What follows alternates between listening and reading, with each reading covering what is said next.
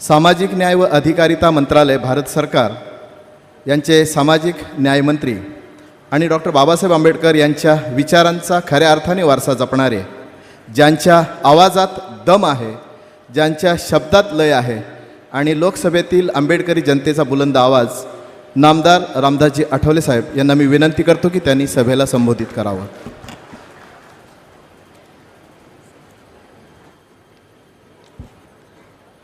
छत्रपती शिवाजी महाराज आणि भारतरत्न डॉक्टर बाबासाहेब आंबेडकरांना विनम्र भावे अभिवादन करू. बाबासाहेबांच्या स्पर्शाने पावन झाले आहे महाडचे 14 तळे. बाबासाहेबांच्या स्पर्शाने पावन झाले आहे महाडचे 14 तळे. त्यामुळे साऱ्या देशात फुलत आहे दलितांच्या, बौद्धांच्या सन्मानाचे मळे. आता आम्ही राहिलो नाही खुळे, आता आम्ही राहिलो नाही खुळे, माझ्या बाबासाहेबांमुळे.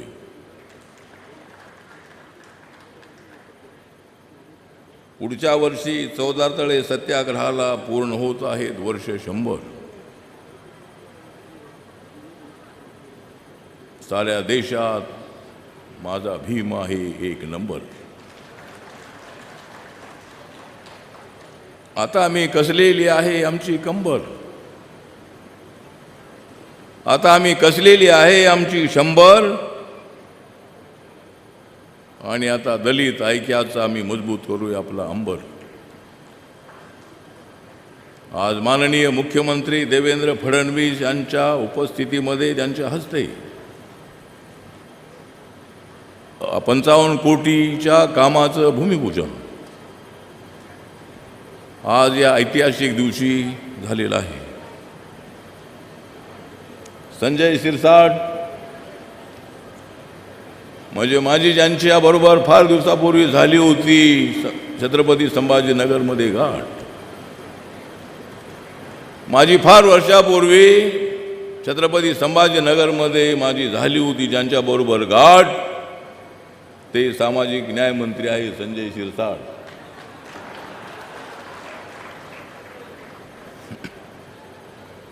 या ठिकाणी विधानसभेचे उपाध्यक्ष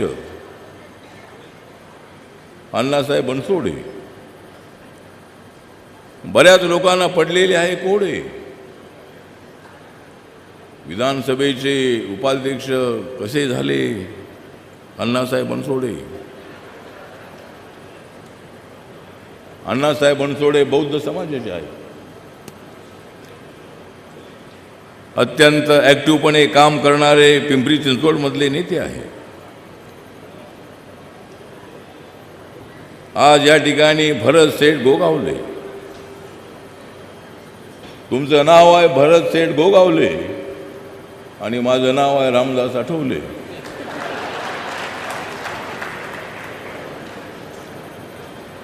या ठिकाणी उदय सामंत आलेले आहेत. अत्यंत चांगल्या कामांचा उदय आज मुख्यमंत्र्यांच्या उपस्थितीमध्ये होत आहे.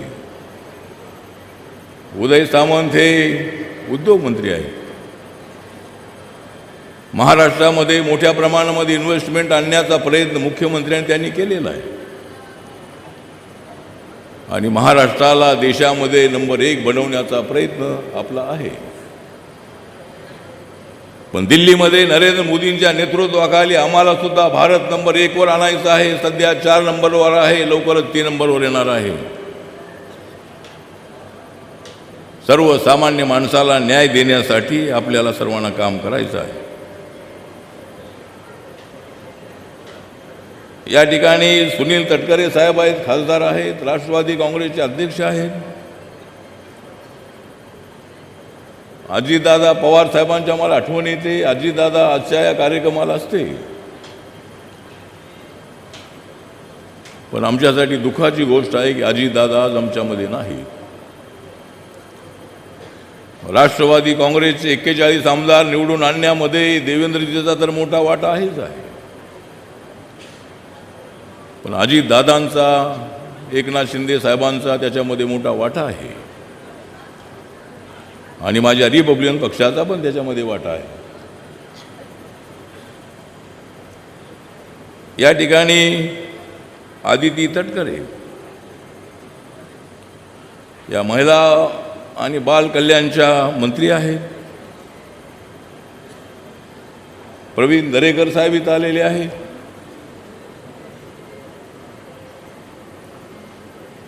धैर्यशील पाटील आपले खासदार आहेत, राज्यसभेत माझ्यासोबत आहेत. रायगड जिल्ह्याचे BJPचे अध्यक्ष आहेत.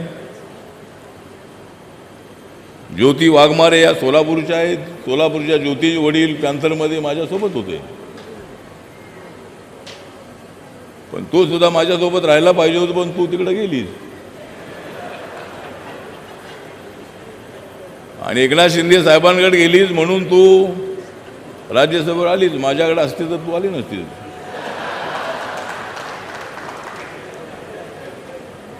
त्यामुळं देवेंद्र फडणवीस साहेब माझ्या पक्षाचे सगळ्या पक्षात लोक आहेत. तर इथं ज्योती ताईसुद्धा या ठिकाणी आलेले आहेत. जिल्हा परिषदेचे अध्यक्ष मंगेश वाकडीकर आहेत. भदंत राहुल बुधी जे आहेत आमचे बौद्ध धर्माचे मोठे मार्गदर्शक आहेत. आमचे सामाजिक न्यायाचे सेक्रेटरी हर्षदीप कांबळे जिथं उपस्थित आहेत. अत्यंत ॲक्टिव्हली ते काम करतात. आपले समाज कल्याणचे आयुक्त दीपा मुंडे या इथं उपस्थित आहेत. जिल्हाधिकारी किसन जावळे, त्यानंतर SP अंचल दलाल, माझ्या पक्षाचे जिल्हाध्यक्ष नरेंद्र गायकवाड आणि अनेक आपण सर्वजण या ठिकाणी उपस्थित आहात. एक तर आजचा जो दिवस आहे आमच्यासाठी अत्यंत प्रेरणादायक दिवस आहे. बाबासाहेबांना त्यांच्या समाजाला पाणी प्यायला मिळत नव्हतं असं नाही. सर्वात जास्त पाणी पिणारे आम्ही होतो. पण बाबासाहेबांचं म्हणणं एवढंच होतं की गावच्या पाणवठ्यावर, गावच्या तळ्यावर, गावच्या विहिरीवर आम्हाला सुद्धा पाणी प्यायला मिळालं पाहिजे. आम्ही सुद्धा हिंदू आहोत आणि आम्हाला त्या तळ्यावर जाण्याचा का अधिकार नाही? का आम्हाला तुम्ही अस्पृश्य समजताय? आम्हाला न्याय मिळाला पाहिजे, सामाजिक न्याय मिळाला पाहिजे, म्हणून तो संघर्ष होता, सत्याग्रह होता, शांततेनं सत्याग्रह होता. बाबासाहेब आंबेडकरांनी काळाराम मंदिराचा सत्याग्रह केला होता. आम्हाला मंदिरामध्ये जाण्याचा प्रवेश असला पाहिजे यासाठी तो सत्याग्रह होता. शेवटी बाबासाहेब आंबेडकरांनी बौद्ध धर्माची दीक्षा घेतली 14 ऑक्टोबर 1956ला. आणि आज गौतम बुद्धांचा विचार मांडणारे अनेक लोक आहेत. गेल्याच महिन्यामध्ये दिल्लीमध्ये माननीय नरेंद्र मोदी साहेबांनी एका सर्व बौद्ध मूर्तींचं आणि अनेक गोष्टींचं त्या ठिकाणी उद्घाटन केलं म्युझियमचं. आणि नरेंद्र मोदी साहेब म्हणाले की आज जगाला युद्ध नव्हे, बुद्धाची आवश्यकता आहे, शांतीची आवश्यकता आहे. त्यामुळे बाबासाहेबांचा विचार जो होता तो शांतीचा विचार होता. बाबासाहेब आंबेडकरांनी संविधानामध्ये समानतेची भूमिका मांडली. आर्टिकल 17च्या प्रमाणे जातीव्यवस्था संपवण्यात आलेली आहे कायद्याने. आणि आज समाज जवळ येतो आहे. अनेक इंटरकास्ट मॅरेज होत आहेत. जवळजवळ 3 लाखापेक्षा जास्त मुलं मुली एकत्र येतात आणि लग्न करतात. अनेक हॉटेलमध्ये आम्हाला तर कोणी अडवत नाही आहे. शाळेमध्ये आम्हाला कोणी अडवत नाही आहे. समाजामध्ये परिवर्तन होत आहे. अजूनही काय गावांमध्ये अत्याचार होता, कारण अट्रॉसिटीज ॲक्टच्या अंतर्गत त्यांच्यावर केसेस होतात. आम्हाला खोट्या तक्रारी कुणावर करायच्या नाही. बाबासाहेबांनी आम्हाला समाज जोडायला सांगितलेला आहे. जोडण्याचा विचार बाबासाहेबांचा आहे. बाबासाहेब आंबेडकरांनी संविधानामध्ये सर्व जाती धर्माच्या लोकांना समान न्याय देण्याची भूमिका मांडलेली आहे. बाबासाहेब आंबेडकर रात्र जागून संविधान लिहित होते 26 अलीपूर रोड या ठिकाणी. आज त्या ठिकाणी सुंदर अशा पद्धतीचं स्मारक उभं करण्यात आलेलं आहे नरेंद्र मोदी साहेबांचं सरकार आल्यानंतर. जनपथ रोडवर इंडिया गेटच्या बाजूलाच तिथं डॉक्टर आंबेडकर सेंटर आहे आणि ते सेंटर अत्यंत शास्त्री भवन आणि संसदेच्या बाजूलाच आहे. या ठिकाणी सुद्धा भीमसृष्टी अशी झाली पाहिजे, भीमसृष्टी की लोकांची एकदम चांगली झाली पाहिजे दृष्टी. भीमसृष्टी करण्याच्या संबंधामध्ये या ठिकाणी भरत शेठनी तर सांगितलेलं आहे. जरूर 55 कोटी रुपये आमच्या संजय शिरसाट यांच्या प्रयत्नाने मुख्यमंत्र्यांनी मंजूर केलेले आहे. पण अनेक लोकांची मागणी आहे या ठिकाणी एखादं प्राधिकरण व्हावं. बाबासाहेब आंबेडकरांची शताब्दी या 14 तळे सत्याग्रहाची करत असताना एखादं या ठिकाणी अशा पद्धतीचा एक निर्णय तर झाला पाहिजे आणि भव्य दिव्य अशा पद्धतीचं मोठं स्मारक जे आहे हे स्मारक या ठिकाणी उभं राहिलं पाहिजे. 25-30 एकर जमिनीचा आजूबाजूला आहे ती आपण घेतली पाहिजे आणि या ठिकाणी हजारो लाखो लोक येतात. सुरुवातीला काय थोडे लोक येत होते, नंतर आम्ही दलित पॅंथरच्या काळामध्ये प्रत्येक वर्षाला येऊ लागलो. हजारोच्या संख्येने लोक येऊ लागले, आता लाखोच्या संख्येने लोक येतात त्याच्या दिवशी. आणि म्हणून या ठिकाणी एक भव्य दिव्य अशा पद्धतीचं स्मारक उभं राहिलं पाहिजे. महाडमध्ये बाबासाहेबांचं स्मारक, रायगडावर छत्रपती शिवरायांचं स्मारक किंवा त्या ठिकाणी त्यांची राजधानी आहे आणि शिवसृष्टी आणि भीमसृष्टी या ठिकाणी उभी झाली पाहिजे अशा पद्धतीचा प्रयत्न आपल्याला करायचा आहे. त्यामुळं आज या ठिकाणी वेळ बराच झालेला आहे. त्यामुळं मी मुख्यमंत्र्यांचा आभार व्यक्त करतो की आज ते या ठिकाणी आलेले आहेत. त्यांच्या हस्ते या ठिकाणी उद्घाटन झालेलं आहे आणि नागपूरच्या दीक्षाभूमीसाठी सुद्धा चांगल्या पद्धतीची मदत महाराष्ट्र सरकारने अनेक वेळेला केलेली आहे आणि या ठिकाणी सुद्धा ही 55 कोटी तर आहेतच आहे, पण या ठिकाणी शताब्दीच्या निमित्तानं एक मोठा कार्यक्रम जो आहे हातामध्ये घ्यावा अशा पद्धतीची विनंती करतो. आणि आपण सर्वजण आजच्या कार्यक्रमाला आलात, सगळे मंचेगाव मुख्यमंत्री साहेबांनी सगळे या ठिकाणी आले, त्याबद्दल मी त्यांचा हार्दिक आभार व्यक्त करतो. आणि केंद्राकडूनही एकदा पंतप्रधानांना आपण भेटूया, मी भेटतो आणि दिल्लीवरून आपल्याला काही चांगली रक्कम मिळाली तर आपल्याला चांगलं काम करायचं आहे. मुंबईमध्ये MMRDच्या वतीनं जवळजवळ 1314 कोटी रुपये खर्च करून त्या ठिकाणी भव्य दिव्य असं स्मारक उभं राहत आहे.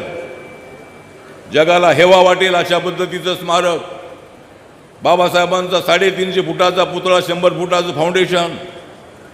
या देशामध्ये जे पुतळे आहेत त्यामध्ये सरदार वल्लभभाई पटेल यांचा पुतळा सर्वात उंच आहे आणि त्यानंतर जर कोणाचा उंच पुतळा असेल तर तो माझ्या बाबासाहेबांचा अत्यंत उंच पुतळा आहे. अमेरिकेमध्ये स्टॅच्यू ऑफ लिबर्टी आहे, त्याच्यापेक्षा सुद्धा हा पुतळा उंच आहे. म्हणजे उंचीचा विषय नाही आहे, बाबासाहेबांची उंची विचाराने तर फार मोठी होती. बाबासाहेबांनी दिलेलं संविधान फार मजबूत आहे. हे संविधान कुणालाच बदलता येणार नाही.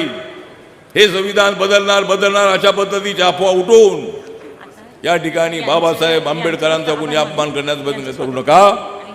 या संविधानाला कुणी हात लावेल त्याच्या हाताला आग लागल्याशिवाय अजिबात राहणार नाही. कुणी त्याला हात लावू शकत नाही, कुणीच हात लावू शकत नाही आहे. मी ज्या सरकारमध्ये आहे, बाबासाहेब आंबेडकरांच्या कृपेमुळं मला या सत्तेत जाण्याची संधी मिळाली. दलित पॅंथरच्या काळामध्ये गावागावामध्ये फिरणारा मी माणूस, सिद्धार्थ हॉस्टेलमध्ये राहणारा, बाबासाहेबांचा आशीर्वाद नसता तर मला दिल्लीला जाता आलं नसतं, महाराष्ट्राच्या मंत्रिमंडळामध्ये जाता आलं नसतं.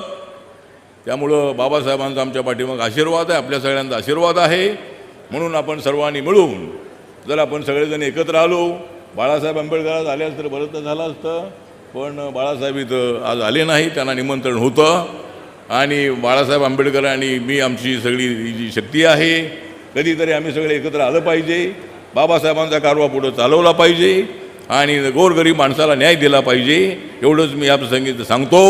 आणि या 14 तळे सत्याग्रहच्या या वर्धापन दिनाच्या निमित्ताने आपल्या सगळ्यांना हार्दिक हार्दिक शुभेच्छा देतो.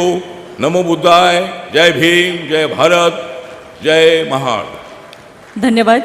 बाबासाहेबांच्या विचारांचं नेतृत्व आणि कवी मनाचं वक्तृत्व लाभलेले रामदासजी आठवले यांच्या मनोगतानंतर कार्यक्रमाच्या निमित्ताने राज्यमंत्री दर्जा लाभलेले आदरणीय जयदीपजी कबाडे साहेब यांचं शुभागमन आपलं देखील सहर्ष स्वागत आहे. यानंतर या कार्यक्रमाच्या पुढील टप्प्याकडे आपण वळत असताना चौदार तळं कसं असणार आहे आणि त्याचं सुशोभीकरण एक्झॅक्टली कसं असणार आहे हेच सांगणारी एक चित्रफीत आपण या ठिकाणी पाहणार आहोत. Can we have the AV please. ही भूमी जिथे उभा